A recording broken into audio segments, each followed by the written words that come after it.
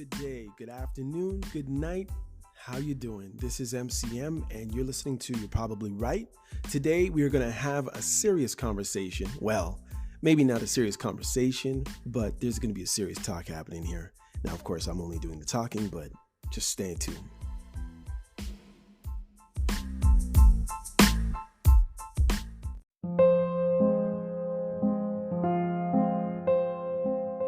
Hey y'all, what's up? This is MCM and you are listening to You're Probably Right podcast. I'm so happy you came through. Yo, so check it out. For some reason, I got a little popularity going on now. I don't know. I stepped back for 3 weeks. I had a lot of stuff to do at home and I wasn't able to record. And I said, you know what? I figure my people could marinate on the first 101 episodes. Actually, I did put out a jewel last week, but if you missed it, you missed it. I had to pull back that podcast. It was a little bit too revealing. Not in any perverted way. I mean, just there was too much information. So whoever got to listen to it, lucky on you. But I was asked to pull the plug. So, and I'm not out here to make anybody feel uncomfortable that doesn't deserve to feel uncomfortable. You know what I mean? So anyhow, yes, this is You're Probably Right podcast. I am MCM and you have entered the lair. No, you haven't entered no lair, man. I'm a one wolf. What's that? One wolf pack? One wolf pack. There you go. Oh man, this microphone is not where I wanted it. It's kind of throwing me off. Okay, how did I have this? I just need to get the bigger table. So anyhow, sorry about that. I don't know why I would move the mic. Rule number 1 when podcasting: once you have your mic set, do not take it in the palm of your hand and shift it over to the left or the right. Okay, anyhow. So today we are going to be talking about, well, I will be talking about, and you'll be listening. And for those of you who tuned in for the right reason, hopefully, that'll be a thing of your past. So we're going to talk about jealousy. I can tell you what inspired me really to focus this podcast on jealousy and its impact on men in relationships. Because I'm sure, as many of you probably know, when guys are jealous, they tend to do stupid things. And I'm just speaking from a guy standpoint. I'm not trying to, go into the heads of women, because I'm not one. And I mean, even if sometimes a woman tells you something, a lot of the time it's not exactly accurate. No, I'm a man, so I'm just talking from a man's standpoint. And I mean, at the end of the day, I'm sure there's guys who don't feel the same way I do about jealousy. But I mean, if you don't agree with me, then you're probably right. Plug. All right. So, I just wanted to, maybe answer some questions around, just men and jealousy. Man, I gotta move this thing again, guys. I'm really, really, really sorry. So when I count to 3, hold your ears. 1, 2, 3. All right, cool. There we go. Sorry about the emails. It's funny, this workplace just emails you all time of nights, days, and whatever. Okay. So yeah, first question. Why do men tend to experience jealousy more than women when it comes to relationships? Sadly, but probably true, in most cases, in most cultures, men see their wives not only as a friend, a confidant, a sexual partner, but they also see their wife as their wife, if you got what I mean. Yeah, in a possession type of way. And I forgot to say this. Sorry, guys. I'm not a professor, And I do not profess to be a professor of anything, except for over my own life. I just wanted to put that out there. So just remember that this podcast is for entertainment purposes only. If you agree about anything that I have to say, then that's great, but you should still do your own research. And if you disagree with anything that I have to say, well, maybe you're probably right. Or you need to do some more research. Or maybe you just need to live a little. So yeah, so I just wanted to get that out there.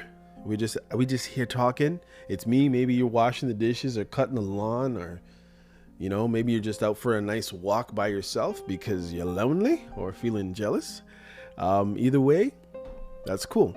Again, I'm not sure the day that I'm actually recording this podcast, my listens, my streams, my downloads, whatever, went skyrocketing all of a sudden. I don't even know why, because it's not like I have like the best voice or the best personality, you know what I mean? But I've been waiting for this actually for a little bit of time, to tell you the truth. Every once in a while we get that good surge of people that want to hear us. I'm not sure if it's that the algorithm is nicer to me, or whether it is that they put me on maybe close to the front few swipes or pages of the apps or whatever it is, but it's kind of cool. I like to see the little stats going up in different areas and going worldwide, and mostly men, but there are a few, like 25% women, I think, that listen to this podcast. The ages vary, which is really cool too, because that means I can speak to more than one generation, or at least more than one generation is listening to what I have to say, and they're finding something in it. That's cool, I guess. But then it's like you look at the other one, it's like, wait a second, what's wrong? Why don't yeah, anyhow. Okay, so yeah, why do men tend to experience jealousy more than women in relationships? As again, I believe mostly, I gave you a few other buffer reasons, but men tend to see their wives as their property. And some might look at it like property, like a pen or a piece of gold.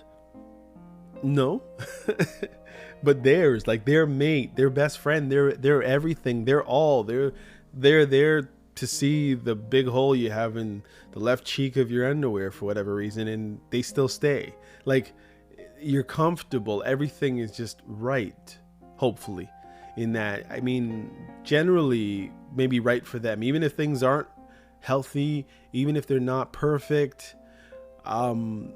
Guys, once they get comfortable with a woman, I mean, guys that have even cheated have said they would never actually leave their wives. As twisted as that is, if you're gone on to another relationship while you're in a relationship, to say that you would never leave while you're even going down in that direction, something's messed up.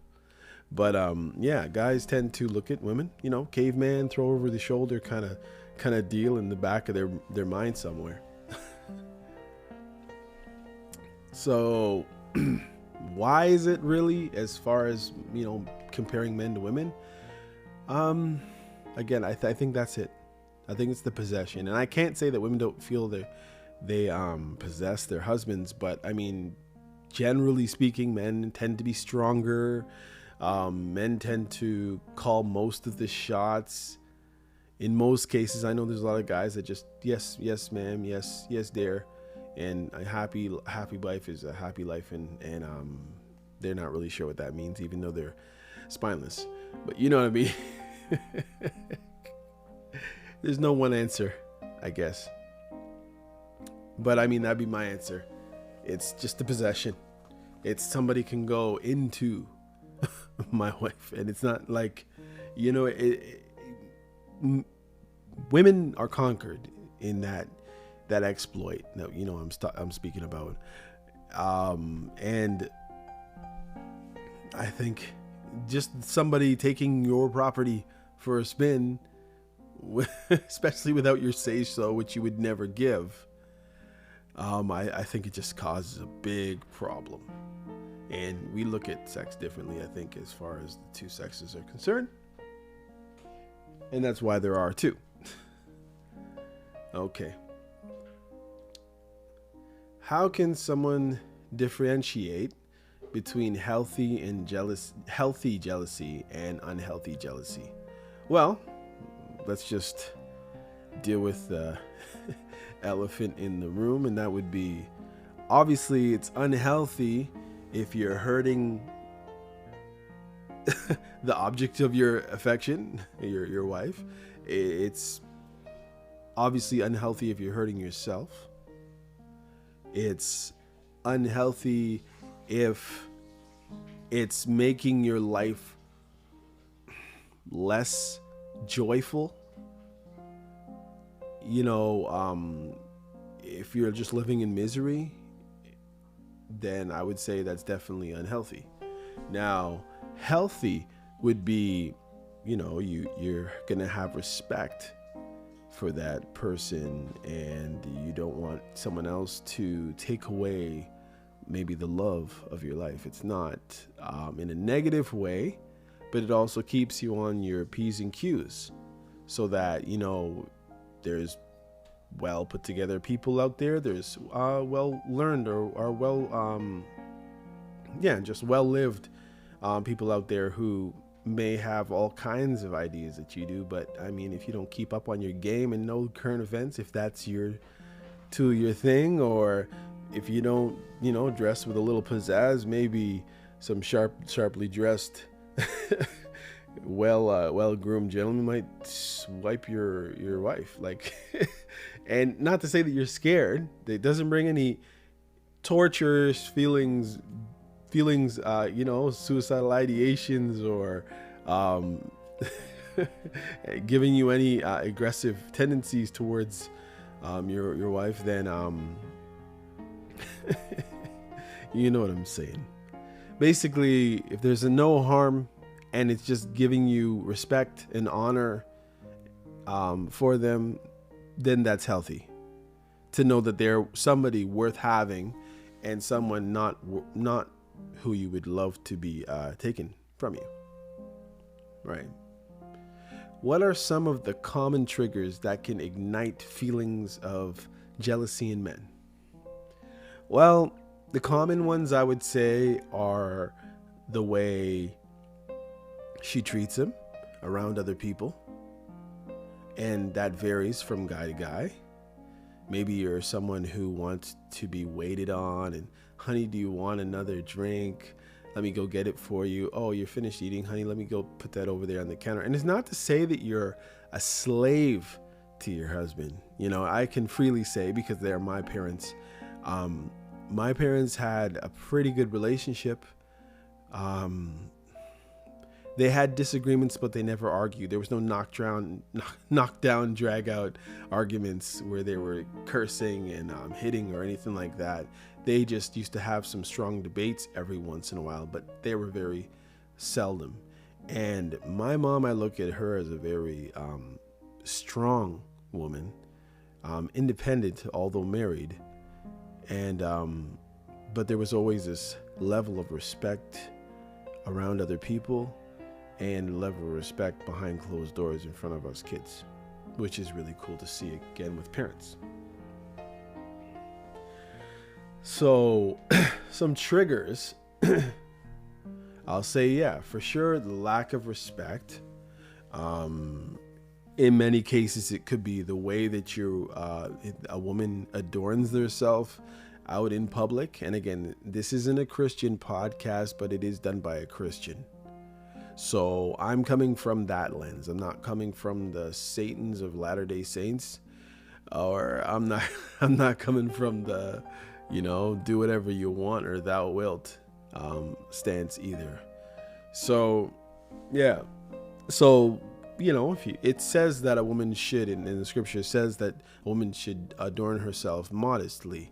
So now modest, basically, I would say, when all of your private parts that you wouldn't normally leave uncovered while around strangers, those parts obviously shouldn't be shown to anybody, but if it is accentuating those parts and making it pretty much visible, then yeah, that's going to be an issue. It's going to cause problems.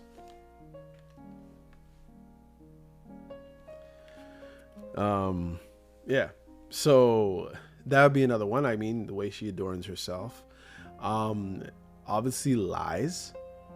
When someone tells you that, oh no, I wasn't this, but you really were doing that, or talking to them, or you did take the guy's number or something like that, and the worst thing that could happen is the guy finds out that you lied.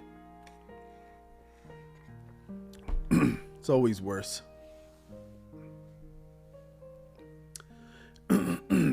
Let's see. Beyond those two, I guess the way you treat him and maybe the way you adorn yourself.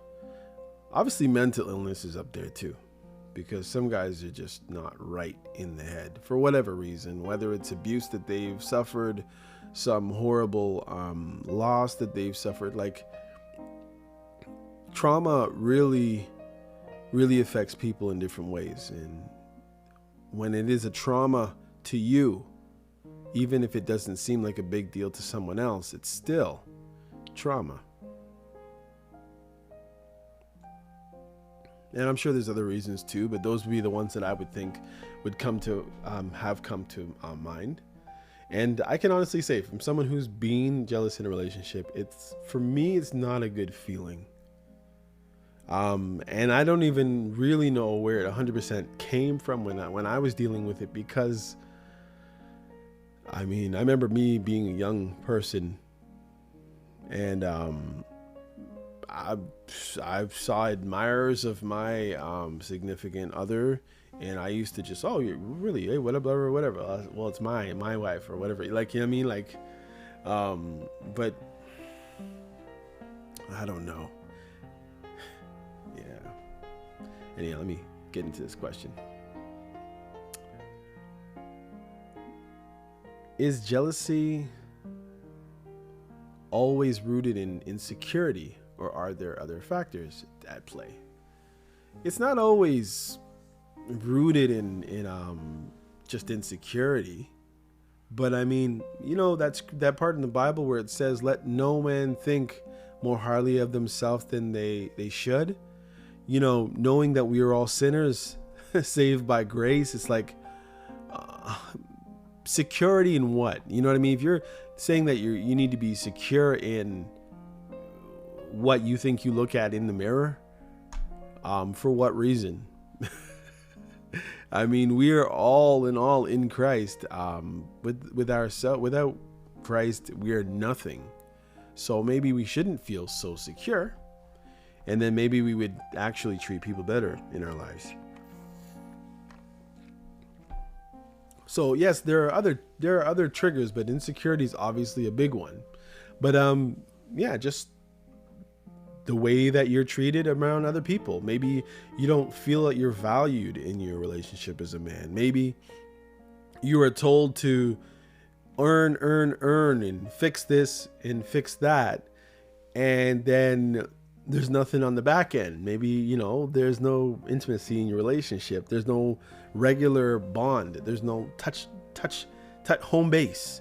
You know what I mean? And I'm assuming that most married people would have an idea of what I'm saying, but like, you know, it's kind of like in the scriptures when it says that you can fast for a little while or abstain from intimacy for a while with I think when you have the go ahead from your spouse, but then don't take too long to come back together. So you could tell it's something that should be happening regularly, one way or the other. I know that there's many people who think things are just supposed to go one way when it comes to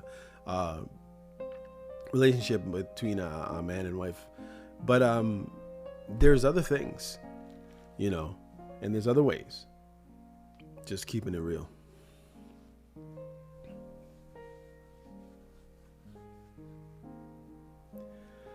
So, you know, again, insecurity, who we are as people. Maybe we don't realize that there are 7 to 8 billion of us on this planet, and most likely between 40 and 60% of them are the other sex. And if we really, really, really wanted to find someone, guarantee you we could. Now, obviously, there's different extenuating circumstances where people might not be able to do and go exactly where they want to find all these people, but they're out there. There's something about you that is desirable, and I think that's one thing that you have to remember. And I know that it's a lot of time for many of us, it's just taken away. Either by words that someone has said to you time and time again. Maybe it's a look that they give you when you fail, or when you are not able to come through with whatever it is they expect you to come through. Or maybe there's a certain phrase or name call that you've been told when you fail or whatever it is. But you have to understand that you are valuable. I mean, I don't care if you look like the little skinny guy from Road Trip and your wife looks like Halle Berry. Like, you're a value. You may have a big nose, maybe you have the thinnest of thin hair and you just have a weird look to you. But the thing is, maybe there's something in your mind. Maybe there's a certain way that you laugh or smile, or maybe the jokes that you tell. You know what I mean? There are redeeming qualities in everyone. It's just for us to know it. The sad thing is, yes, we are sinners saved by grace, but I can honestly say, when you become a Christian, you are in Christ. Therefore, his qualities, to different extents, they're in you. Maybe there's a gentleman inside of you you didn't know you had, or maybe there's just a fun guy, a helpful guy inside of you. Maybe you just help. Maybe that's your gift. Maybe you're just very good at helping people. Maybe you are a singer. Maybe you're what somebody would consider the typical dude to be ugly, but your personality is amazing. As I said, you're very funny. Maybe you're very, very good looking, but you're not the sharpest tool in the shed. Maybe the letter L has been literally painted on your forehead and you feel like a loser. I don't know. But you have to understand that there are things about you that are valuable. And the more that you get in touch with that part of you, the more that you hang around people who will speak those things into you, not to puff you up or to make you feel better than you ought. But you have to understand that you were created by an awesome God, a God who knows everything, a God who can do everything.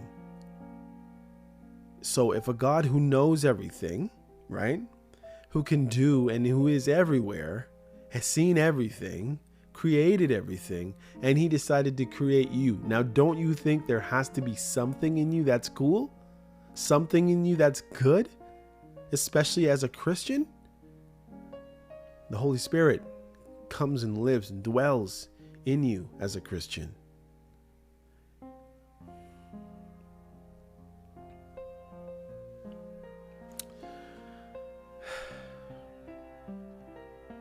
So yes, jealousy can be positive, but only to a certain extent, obviously. Where there's no hurt, when there's no pain, no name calling, none of that stuff, and it's just, I have respect for you. I mean, I don't think you should be so secure, really, as to think that you can always do better. You might be able to find, look, in reality, women, man, I'll say, you will be able to find a guy who's better looking. You will be able to find a guy who's taller. You will be able to find a guy who's fatter, more muscular, smarter, richer, poorer. You're going to be able to replace. But the whole thing is, you can't, you could try. But you'd be surprised. You might find out that you like who you got. You'll find a guy who's this, that, or the other, but then they're not that and this thing and what we talked about earlier before. So, guys, know that you have something of value. Women, know that you also have things of value that may not show up on a scale or in a mirror or on a good picture. And you may not be getting anywhere close to Einstein level intelligence or whatever. But there is something of value in you, everyone. How can men work on building their self-esteem to reduce feelings of jealousy? Again, what I was saying earlier, it's like you are made by an awesome God who knows everything. And if you believe that he loves you as a child of God, then know that he knew that it made sense for you to be here and you're here, just like the person that you, have, who you have love and affection for. You are something and someone who should also be loved and desired and all the other good things and respected, and. What role does communication play in managing jealousy in a relationship? I would say it plays a big role. If everybody's being honest, open and honest, if everyone is willing to hear what they may not necessarily want to hear, and they're able to handle it, then you know what? Then there can be open lines of communication. So yeah, you can say that dude was trying to hit on you, or that girl was trying to hit on you, and you turned them down, but you were able to say something. You didn't have to hide it. And then all of a sudden you bump into the person and you feel weird, and then your significant other, your wife, is looking at you like something's going on. Because there's many of us who get a feeling when we're around certain people, and oftentimes they're right. You don't want any weird feelings or any weird situations that possibly happen where you didn't even participate to all of a sudden come to the knowledge of your spouse. Then again, sometimes there are situations where you're in another country or another city. The country just sounds funny, but where you know that you're never going to come in contact with that situation again. You didn't add anything to the situation, or if you did, then yeah, you probably need to say something. But if you didn't and it was just some inadvertent whatever, then I think you can keep that one away. But in general, it's better just to be able to say anything. And if you can get that relationship where you guys are both able to and welcoming anything, any kind of communication from your spouse, and you're open to it without getting all crazy, then I think that would help manage your jealousy in whoever in huge amounts. Are there any cognitive or behavioral techniques that can be used to overcome jealousy? Well, definitely behavioral, but cognitive, I would say honestly, it's just you need to see value in you. You need to know that even if from this day forward, as you're listening to me right now, you're going to end up living on your own and being by yourself for the rest of your life, you need to be okay with where you are to a certain extent. In other words, if you know that you're coming up short in so many ways, then I would say work on it. But if you're just, your mind is kind of just wandering all the time, maybe you're listening to the wrong stuff, maybe you're listening to the wrong music, maybe you're listening to the wrong shows or watching the wrong movies, and maybe you need to stay away from those com-dramas or those drama thrillers where the guy's always a murderous whatever. Put yourself in the right space to hear the right things and practice the right things. And I would honestly tell you, one good way that I know is that when I wake up in the morning, the first thing that I'm doing, if I'm not flying out of the house because I'm late, which I'm not really that often late, I open my Bible. And to tell you the truth, I can tell you right now, I open the Bible at about 7 a.m. I plan to leave the house at around 7:30, so I want to sit down and have a little quiet time. And I pray in the car, or generally I'm listening to a sermon by someone like John MacArthur generally, and every once in a while maybe an R.C. Sproul, but or Stephen Lawson, or whatever, Ferguson, but yeah, you just need to be able to give that time alone with God. And when you see the value in Christ through the scriptures and know that he's in you and you're in him, then you will also come to start to realize that there is value in you as a child of God, as a believer. But techniques, obviously behavioral techniques, would be just to, first of all, don't be a person checking someone else's cell phone or trying to hack into your spouse or significant other or ex's social media to see what they're up to see who friended them, or to see who followed or liked or whatever it is. Be content in whatever situation you find yourself in. If it's a weird situation like that, or if it's just you just being, I'm just saying, just be.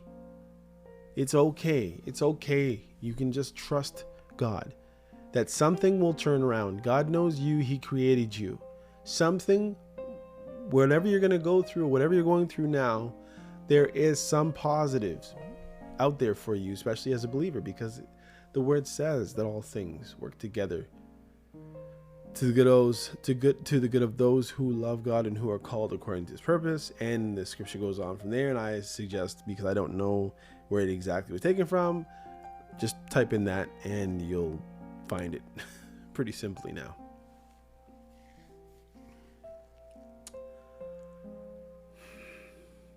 Is jealousy a sign of deeper issue in a relationship, such as a lack of trust? Well, yeah, many times jealousy is spurred on by some deeper luck, such as lack of trust. Maybe somebody cheated, maybe somebody lied, maybe somebody had a conversation where they weren't supposed to have, maybe someone found themselves in the wrong place at the wrong time, maybe somebody was under the influence and around the wrong person, or just many times it comes out of somebody's ill or disrespectful behavior.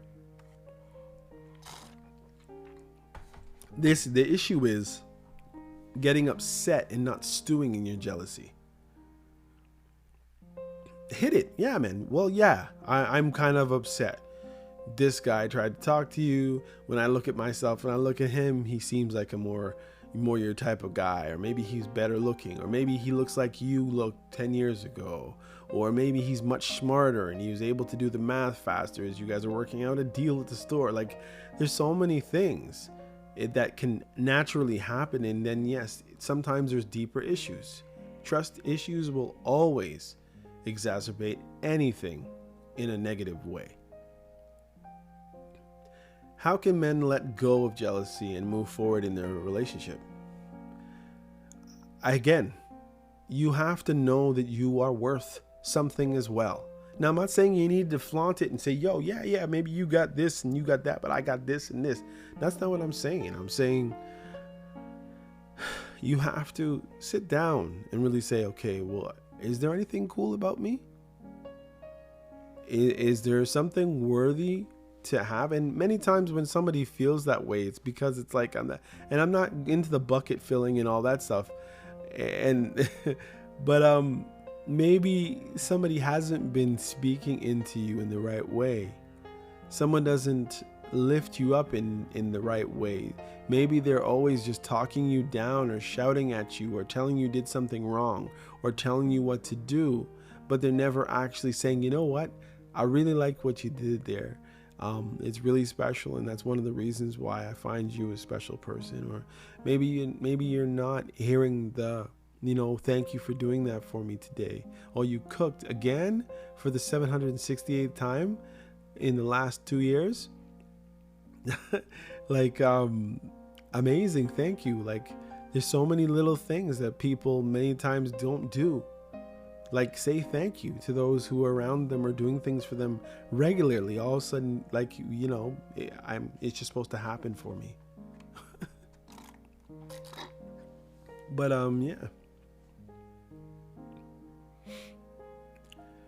yeah. People just need to know that you're going to have feelings, and you can't let the feelings dictate you not being able to move forward in your relationship or your life. If somebody wants to be with somebody else, let them go. If you find out that somebody went with somebody else and they really don't want to be with you, then let them go. But I would honestly tell you, if somebody has made that mistake or that bad behavior, maybe you don't want to say that it had anything to do with you. Maybe it just had to do with them. Are you going to lord it over them? If they have expressed the feeling, if they had talked to you and told you heart to heart that yes, you are valued, and it was a mistake, can you forgive? Should you forgive? What can't be forgiven? I mean, the Holy Spirit being blasphemed against, I think, is the only thing that God says that he's not going to forgive. But like, what standards do you have that are higher than God's? Now, I understand that there's certain unions that can last, and, a lot of prayer and a lot of maybe counseling would have to happen after some certain situations. But there is a point when people do turn. Many times we know old couples who maybe a husband was a jerk in the past, and somehow he got healed, or he got delivered, I would say, of whatever that issue is, and you find out that they end up to work out to be a really beautiful, nice couple. There's people who do change their behaviors one way or the other, but many who do it in the right way for the right reasons. Can jealousy ever be a sign that someone is being mistreated or taken advantage of in a relationship? Well, yeah, because jealousy can be. Maybe there's certain things happening. Maybe the person's jealous for a reason. Maybe the guy or the girl are always talking to other potential suitors or mates, and maybe they just don't know what's really going on, or maybe the person's being slapped around, and maybe the guy, you notice that the boyfriend always seems kind of growly when you just say hi to his wife, and you work together 8 hours a day or something like that. Like, you just don't know. And then sometimes, sadly, it's really, you just don't know. There's certain conversations and situations that happen with our spouses and other people in the world, and they don't exactly act accordingly, and you don't know nothing about it. And then there's weird feelings, and but there can be signs of mistreatment for sure. It's kind of like one time I knew this person who came to work and their face was all busted up, and they gave that whole I slipped in the shower, or I bent over and I hit my head on the counter or something, whatever it is. And it happened a few times, and I was like on to them. Meanwhile, most of the other people were like, oh yeah, man, I hate when that happens. It's like, no, this girl's being beaten up, dude's jealous, and But anyhow, I digress. No. Moving on to the next question. How can men differentiate between jealousy and possessiveness, and are the two alike? Are the two linked? Differentiate between jealousy and possessiveness? Well, I mean, if you're dictating exactly what she's going to put on every day, what perfume she has to wear, if you have to tell her what length of dress she needs to wear, or how tight to tie her scarf to cover her head, or if you got to dictate everything and basically treat her like a puppet, then that's possessiveness, and you moved on from jealousy. You're not worried about losing this person. At this point, you're just worried about losing control of this person, and that's totally different. Possessiveness.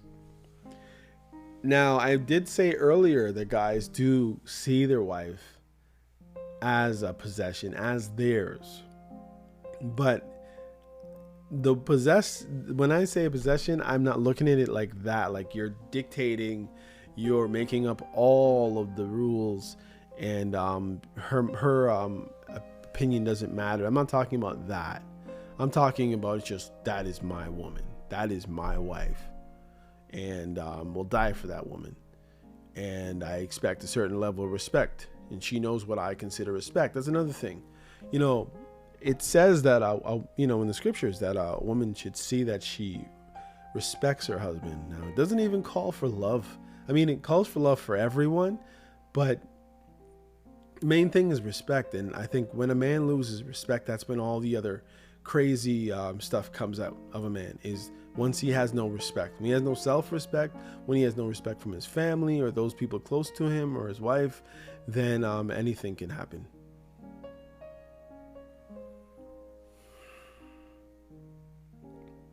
Let's see. And of course, anyway, I can move on. Is jealousy more prevalent in certain cultures or religion or regions? Well, I can't say, but I will say that any culture that deems a man to have a certain level or more respect by how his wife is viewed in the public eye, how she treats him, so those types of cultures for sure, because a lot of time, it's like you're a king and your wife is your crown. I mean, I know some people want to look at it king and queen, but like I think the average guy would say, yes, my wife is my crown. She's the beauty of me. She's the only thing on me that's beautiful, that's worth its weight in gold. You understand? Right. Very valuable. There's gems to be admired. At least that's what I would say.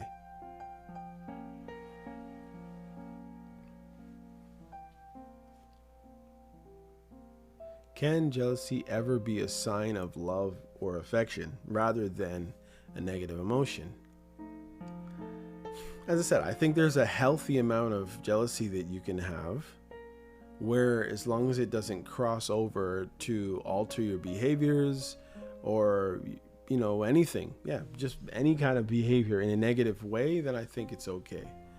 But when you gotta start ducking and dodging, checking cell phones and coming home 7 minutes early because you think you're gonna find your spouse up to something, then you've gone out of affection. You've just gone into nonsense. But when I believe that it can help in love and affection, because it can spur you to do better for your loved one. It might teach you to pamper them a little bit more. It might teach you to respect them a little more, to be a little more intimate in your intimacy, to listen to what they have to say and not only feel that what you have to say is important to get out and just push aside what the other person has to say. It can definitely be a sign of affection, and it can be definitely positive. How do societal expectations and gender roles contribute to feelings of jealousy in men? Again, I think society expects a man to have a strong woman behind him that respects him and loves him. And when a man doesn't seem like he's getting all those basic needs, maybe physical, comfort, maybe feeding him, like I just don't know, but like all I know is there's certain expectations that would contribute to a guy feeling jealous, especially if there's like a certain code of dress maybe in public and the hijab's not on, like for some men, or maybe you feel free to talk to any guy whenever you feel like it in any type of environment, and there's nothing that your man can say, then yeah, he might feel genuinely jealous. Can professional success or financial security help alleviate feelings of jealousy in a relationship? Well, depends who you're talking about. I mean, if you're the person, I guess because you hear from people who are successful in movies. I guess maybe Hollywood's not where you want to start, but those are the people that are always plain to see their relationships and everything else they go through. But I think you can feel jealous even if you are on top of the world in your field.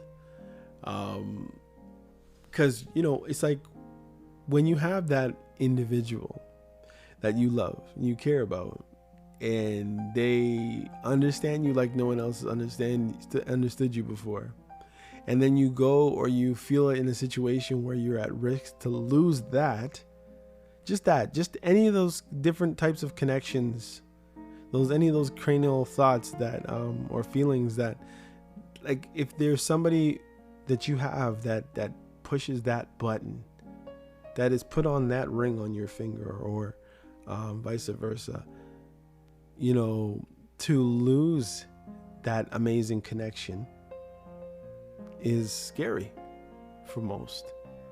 And that's why some people stay in bad relationships, bad situations, because they feel that there's only one person that can make them feel that way. But I mean, if you can learn contentment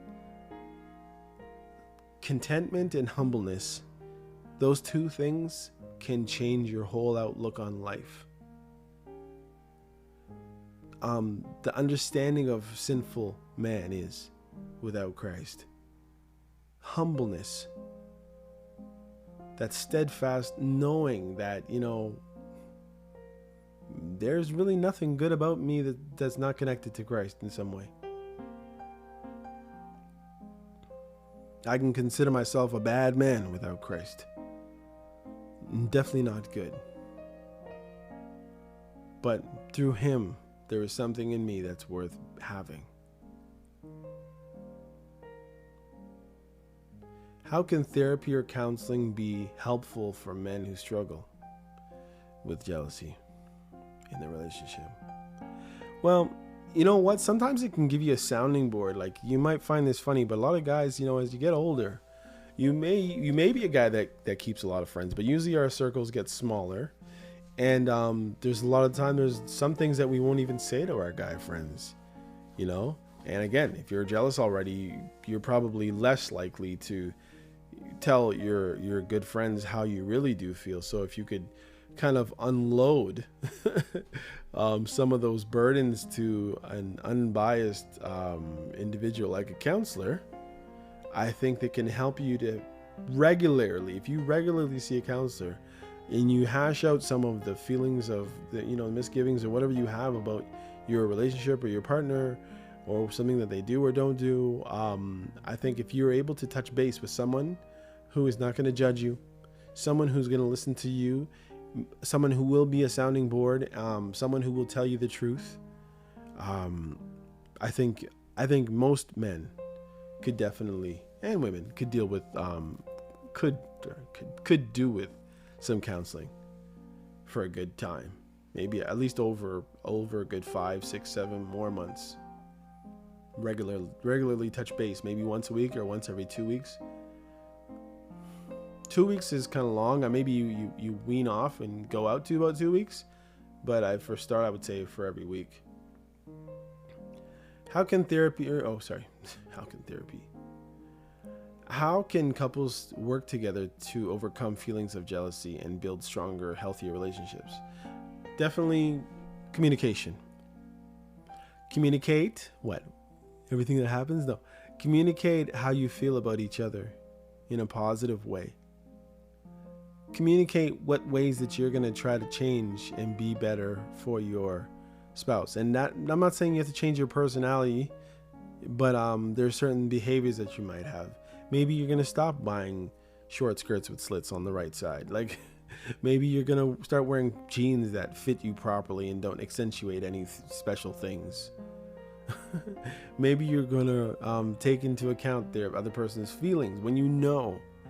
One of the worst things I ever see in relationships is when somebody does something and they know they do something that really upsets their partner, and they do it anyway, and their thought process is, well, I gotta be me.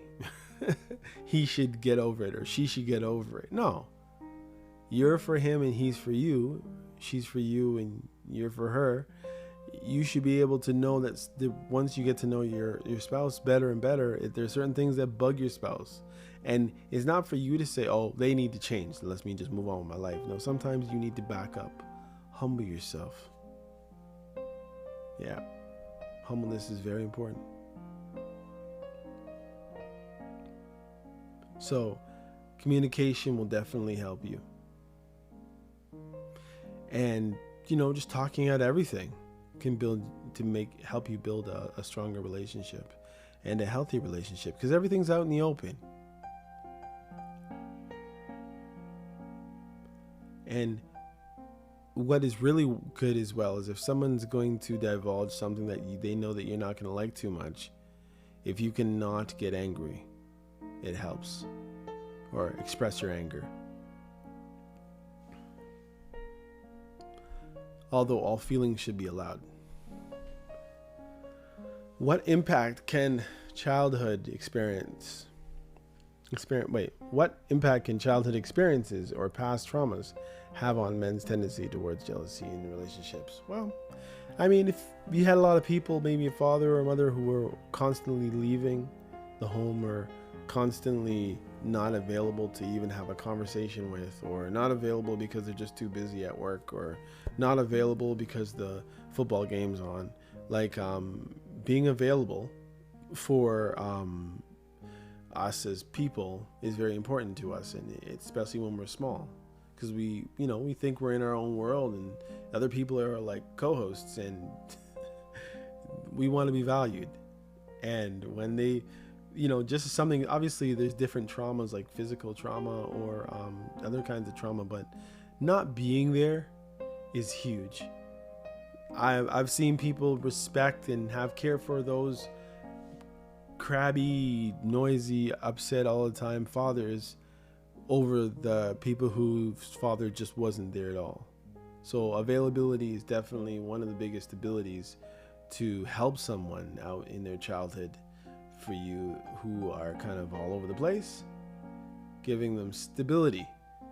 Obviously not stable abuse, but just being stable, being a good parent, doing the best you can from what you've learned and from what you constantly try to learn, because I don't think anybody ever comes to or arrives at being the best ever, but you can certainly do a good job with the information that we read in the scriptures and from those who are wise of the scriptures or in the scriptures in our daily lives. So definitely have some of those people around. But yeah, childhood experience can definitely affect the stuff that should happen in your childhood. Not to say that just because you're abused. I know people think that it's those who have been that will, and in most cases they don't. But for some reason that narrative's been out in the world for a while. Just because you had some bad situations doesn't mean necessarily you're gonna exact that kind of torture or whatever it is on your own in any way, your relationship or your children. Can jealousy ever be a positive catalyst for growth or change in a relationship, or is it always destructive? Obviously, it's not always destructive, and yes, it can be a positive catalyst. I think it can teach you to respect and love who you are with. It might keep your focus on them rather than other people around and about. When you maybe sit down and really think of all the uses that your husband has, or all the uses, and I'm not saying like they're a tool, but maybe they're good with tools. Maybe they sew a mean jacket pocket back on. Maybe they cook a nice meal. Maybe they rub your foot just the way you like. And it goes on from there. But there's value. There's a positive catalyst when you use it in a positive manner. Once it becomes like destructive and hurtful and demeaning and sad and life changing in a negative way, then it's not a positive thing at all. All it is exactly what it said, a destructive force. So, I want you all to think about what was said today. No, these are just my answers to these questions, and these are just questions that I've never heard before, and I'm just throwing them out there and trying to give my 2 cents on them, or at least my first, with a little bit of consideration. But all these questions I have right here, and I knew that it would be something easy that I could possibly do because I have been jealous in my life, and sometimes I would say it gets quelled, and then sometimes situations just change and people move on and you don't have to think about it, and sometimes you come back to the same situation, you're like, oh, weird. But it definitely can be a catalyst for personal growth, relationship growth, and it can be obviously destructive if you let it go into the negative realm. Anyhow, that's all for the show today. This is MCM, and you are listening to You're Probably Right podcast. Thank you to my regular listeners, my sometimes listeners, my crazy fanatical listen to 20 episodes in a row, or the person that's just stopping by. I thank you all for coming out. If this is the last time, well, I really do appreciate the time that you spent with me today, and hopefully there's something out of maybe those 20 questions that helped you. Maybe the way I explained it, or maybe the way that I didn't explain it made you stronger on your resolve to do whatever it is your resolve is telling you to do. Anyhow, that's it for today. This is You're Probably Right, MCM, out. Peace.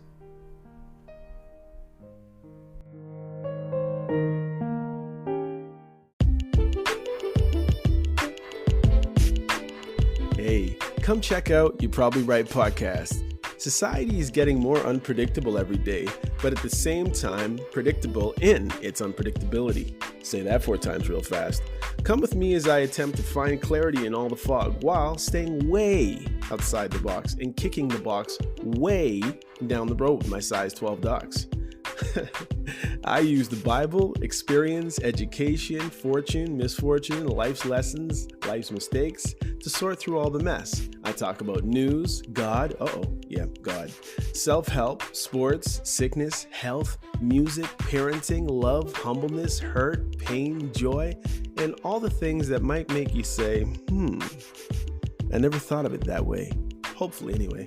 Also, I take a stab at answering tough and not so tough questions, and all the while understand that, listen, sometimes you end up in the hot seat and there's no thermostat. Well, that's how it is here.